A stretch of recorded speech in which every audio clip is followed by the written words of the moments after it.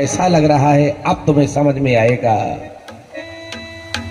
उस दिन तुमने हमारा एक लौता बेटा शब्दभेदी बाण से मार दिया। जब हमारा जाता है तब हमें समझ में आता है। दुखित हो गए।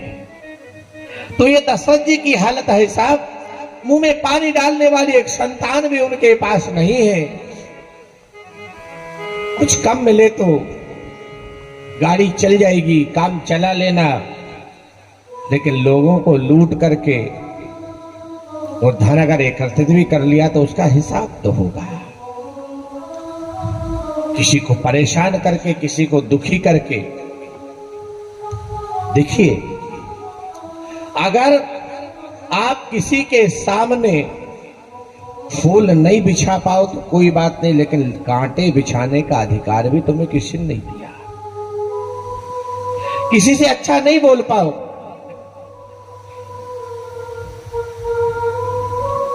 डॉक्टर साहब आज लेटा है, उधर भी जरूरी है असल में। ऐसे जनसेवा करते रहो साहब। परमात्मा तो देख रहा, दुनिया देखे नहीं देखे इससे कोई लेना देना नहीं, पर परमात्मा देख रहा है। जो हम अच्छा करते हैं उसका फल देने वाला भी वो है साहब। कर्मण्येवाधिकारस्तु मा फलेषु। कर्म करिए आप। हमें याद आ रहा है, अब आज तो कथा का छठवां दिन है, अंतिम ही मानो। कल तो सब अपनी अपनी व्यवस्थाओं में।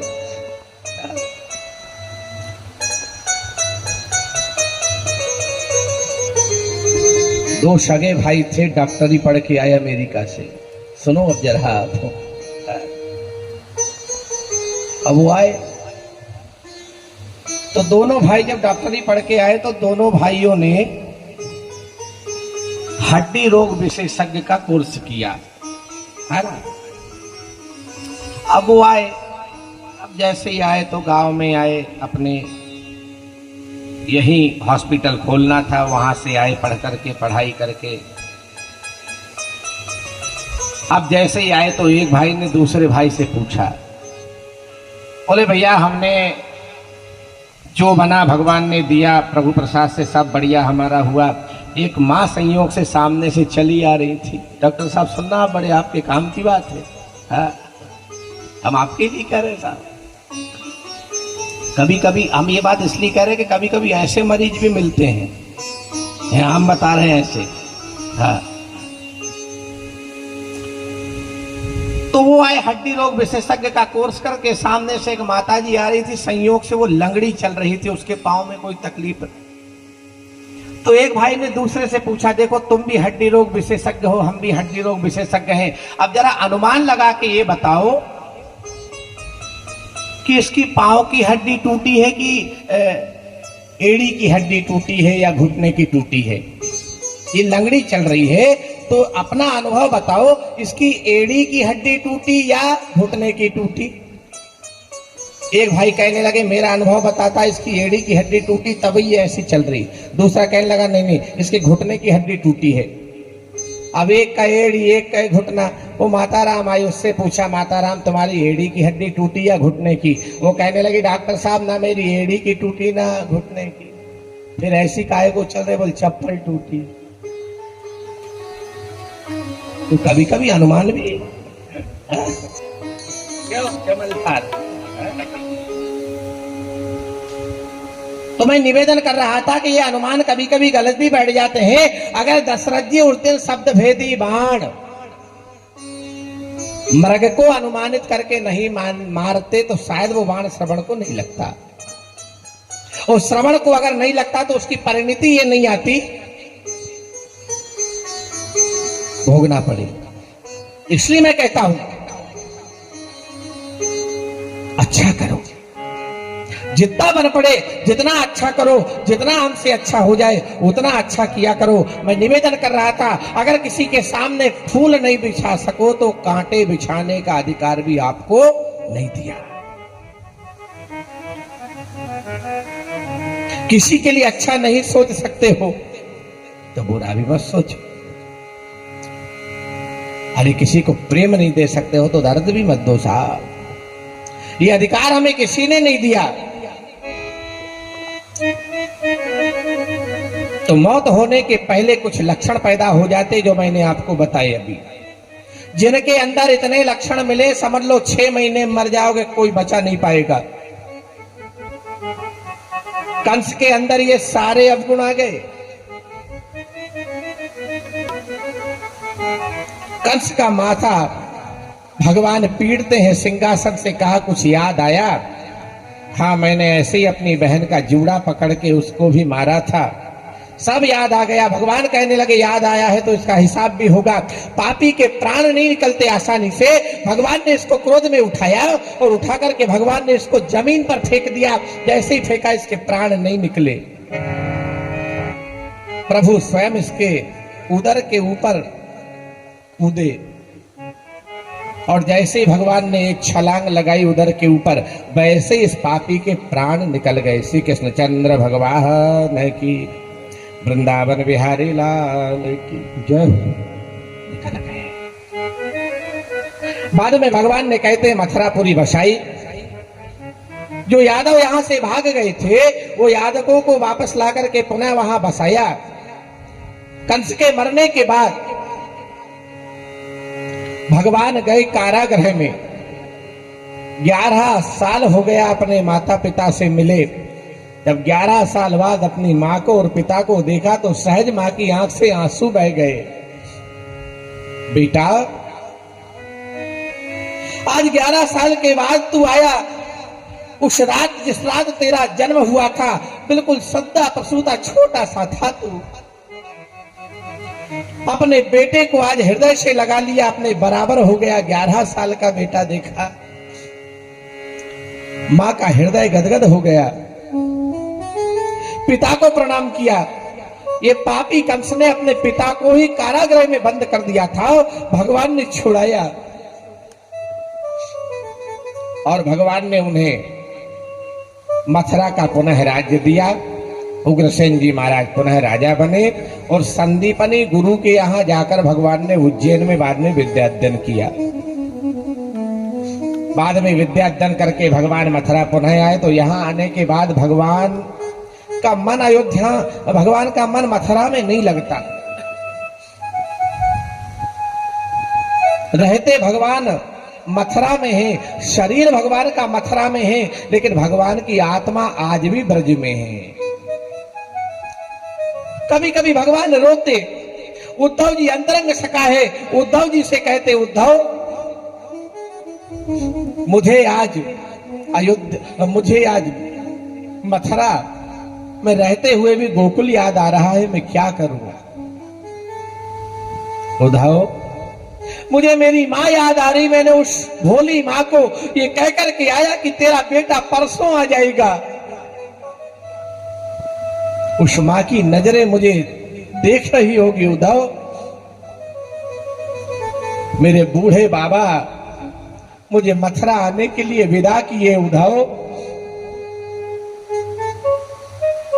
और उद्धव, सबसे ज्यादा रोना तो मुझे वो भोली भाली गोपिकाओं के लिए आ रहा है, जिनको मैं कह कर के आया था परसों आ जाऊंगा। वो परसों का वादा मैं पूरा नहीं कर पाया। उद्धव जी बृहस्पति के शिष्य थे और वेदांत के आचार्य थे उद्धव। अब जो वेदांत का आचार था उसको प्रेम से कोई लेना देना नहीं। उद्धव जी कहने लगे अच्छा देखो साहब, माँ बाप के लिए रोना एक अलग बात है, जन्मभूमि के लिए रोना ठीक है मान लिया, लेकिन अनपढ़ गंवार गोपिकाओं के लिए रो रहे हो। अब जैसे ही गोपिकाओं को अनपढ़ गंवार कहा मानो किसी ने सूल मार दिया हो। अरे उद्धव, तू जिन गोपिकाओं को अनपढ़ गंवार कह रहा है, तू जानता नहीं है वो गोपिकाएं ज्ञान से परे हैं। उद्धव जी कहने लगे बोले कितने ज्ञान से परे हो, हम आपको सलाह देते हैं नहीं रोना आएगा, हमारी बात मानो, उनको भूल जाओ भूल जाओ। भगवान कहने लगे बोले गोपिकाओं को भूल तो जाऊं, लेकिन कब भूल पाऊंगा जब वो भी मुझे भूल जाए। क्योंकि प्रेम जब दोनों तरफ से होता है तो उद्धव भूलना दोनों को पड़ता है। अगर गोपिकाएं मुझे भूल जाए तो मैं उन्हें भूल जाऊंगा, लेकिन मैं उन्हें भूल जाऊं और वो मुझे याद करें, ऐसा हो नहीं सकता। गीता कहता है यही यथा मां प्रपद्यन्ते तांस तथैव भजाम्यहम् मम वर्तानुवर्तन्ते मनुष्या पार्थ सर्वशा। उद्धव, प्रेम का संबंध ही ऐसा होता है। अरे महाराज साफ संबंध देखे, माँ बाप के लिए रोना कोई बहुत बड़ी बात, ठीक है रो रहे हो मैंने मान लिया, लेकिन अनपढ़ गंवार गोपिकाओं के लिए रोना तो कोई बुद्धिमानी नहीं है। उद्धव एक काम करना, तू ब्रज जा और वृंदावन में जाकर के तू गोपिकाओं को कहे कि वो कृष्ण को भूल जाए। और सत्य कहता हूं मैं, सौगंध खा के कहता हूं उद्धव, अपनी मित्रता की, अगर गोपिकाएं मुझे भूल गई तो मैं भी भूल जाऊंगा। अब उद्धव जी को तो अपने ज्ञान का बड़ा अहंकार था। उद्धव जी कहने लगे, बोले मैं चला तो जाऊं, लेकिन क्या वे अनपढ़ गंवार गोपिकाएं मेरे ज्ञान को समझेंगी? अरे उद्धव तू जा करके तो देख एक बार वृंदावन। सारी रात समझाया, माँ को क्या कहना, पिता को क्या कहना, गोपिकाओं को क्या कहना। सारी रात समझाने के बाद उद्धव का रथ सुबह जाने लगा। उद्धव जी रथ पर बैठे, भगवान पैदल पैदल रथ के पीछे भाग रहे पागल के जैसे। अरे उद्धव रात भर समझाया, एक बात तो तेरे को बताने भूल गया। महाराज रात भर समझाया, अब क्या बात रह गई? उद्धव तू गोपिकाओं को मिले ना, तू ये माला पीतांबर डाल लेना। अगर माला पीतांबर तूने नहीं पहना तो मेरी गोपिकाएं तुझसे बात नहीं करेंगी। ठीक है, माला पीतांबर लिया, वृंदावन पहुंच गए। उद्धव जी की भाषा देखिए साहब, जो ज्यादा पढ़ा लिखा होता है उसकी भाषा भी वैसी होती है। अच्छा, प्रेम की जो भाषा होती है वो बोलने में थोड़ी अटपटी जरूर लगती, खड़ी लगती है, लेकिन उसमें जो रस और मिठास है वो पढ़ी लिखी भाषा में नहीं है। उद्धव जी जैसे ही पहुंचे तो सबसे कहने लगे, बोले नंद बाबा का घर कहाँ है? एक सीधे सच्चे गोप ने पूछ लिया, महाराज कौन हो आप? उद्धव की भाषा देखिए अब आप। बोले मैं मथुरा वासी श्री कृष्ण का मित्र हूं, मित्र। अरे जब आप जैसे उनके पढ़े लिखे मित्र हैं तो हम कहां लगते हैं? ठीक है महाराज, आगे चले जाओ। बाबा नंद के घर उद्धव जी पहुंचे और उद्धव जी ने क्या देखा? एक अधेड़ उम्र की महिला जिसका शरीर जर्जर हो गया, अस्थि पंजर के सिवा उसमें कुछ नहीं बचा, बड़ी कमजोर है, आंखें अंदर धस गई, झुर्रियां शरीर में पड़ गई, चलते नहीं बने और पड़े पड़े एक ही रट उसकी है, कृष्ण कृष्ण।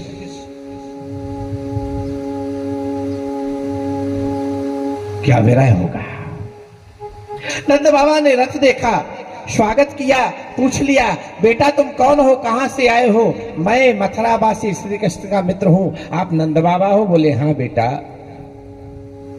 प्रणाम किया बाबा को, बाबा मैं कृष्ण का मित्र हूं।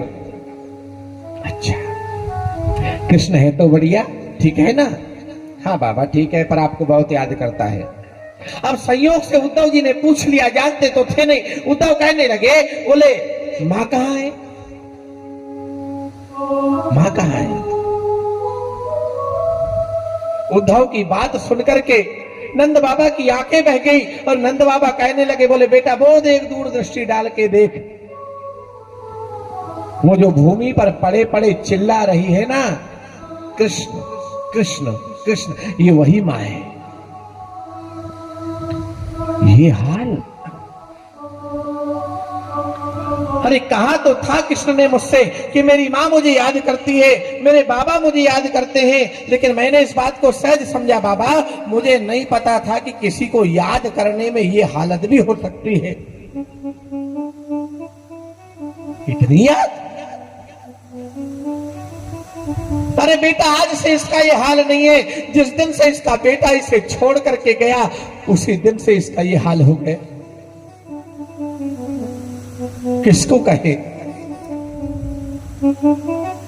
बेटा इसका दोष नहीं है, वो माधव का विरह ही ऐसा है भाई, उसके जाने का चिंतन ही ऐसा है, उसके जाने का दुख ही ऐसा है। ये बार बार याद कर करके इस स्थिति में पहुंच गई।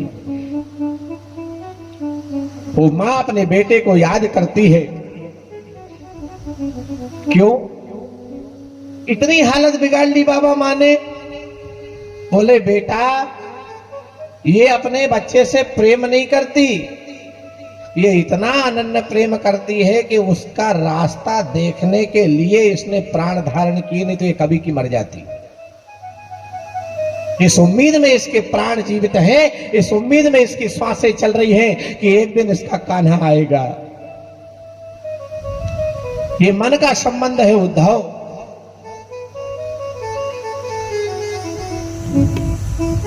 ये मन का संबंध है। अरे बाबा बेटे तो और भी देखे, मां और भी देखी। जानते हो उद्धव जी ने, उद्धव की आंखें भी भर गई। वो जबकि ब्रह्म वक्ता था, बृहस्पति का शिष्य था, वेदांत का आचार्य था, लेकिन उस वेदांत के आचार्य ने उस मां के हाथ में कुछ देखा तो उसकी आंखों से आंसू रह नहीं गए। जानते यशोदा मां के हाथों में क्या था? यशोदा जी के हाथों में एक मुरली थी। मुरली उसको कहा जाता है जो बिल्कुल खाली रहती है। बताओ अच्छा मुरली में कुछ होता है क्या? इसको बांसुरी कहा जाता है। बांसुरी खाली होती है। एक बार किसी ने पूछा बांसुरी से, बोले तुझमें ऐसा क्या है कि भगवान तुझे दिन रात होठों से लगाए रखते हैं, तुझे छोड़ते नहीं, तेरे में कोई कला तो है नहीं, और थोड़ी बहुत कुछ थोड़ी कला होती भी तो एक कमी है, 7 छेद, 7 स्वर के 7 छिद्र भी तेरे अंदर, कोई कला नहीं तेरे अंदर, तू खाली है। और कृष्ण तुझे होठों से लगाए फिरते हैं, तेरे अंदर ऐसा है क्या? बांसुरी ने बड़ी अच्छी बात कही, बोले यही तो मेरे अंदर कला है कि मैं खाली हूं।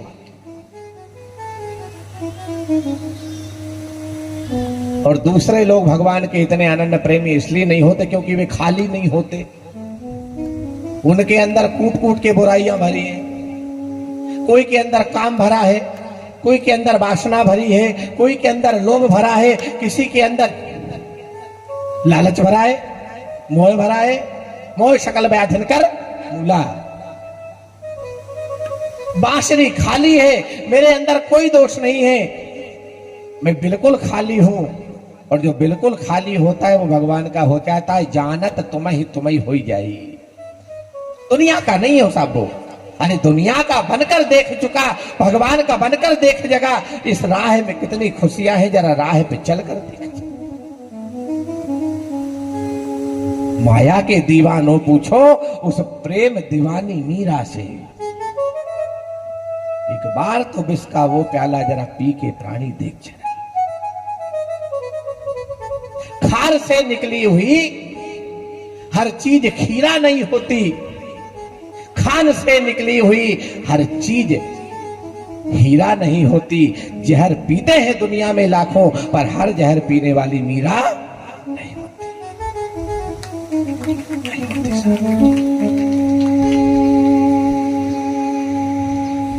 मां के हाथ में मुरली देखी, और जैसे वो मुरली देखी तो कसके पकड़ी। बाबा कहने लगे जानता है इसके हाथ में जो मुरली रखी है ना, जिस दिन से इसका बेटा गया उस दिन से ये उसी की मुरली है। इसने कहकर के पहुंचाया बेटा तू परसों आएगा, ये मुरली मेरे पास छोड़ करके जा, क्योंकि जानती है कृष्ण सब छोड़ सकता है पर मुरली नहीं छोड़ सकता। मेरे लिए नहीं आएगा, लेकिन एक दिन मुरली के लिए तो आना ही पड़ेगा। शायद वो अपनी मुरली लेने आए। मैया यशोदा कहती है,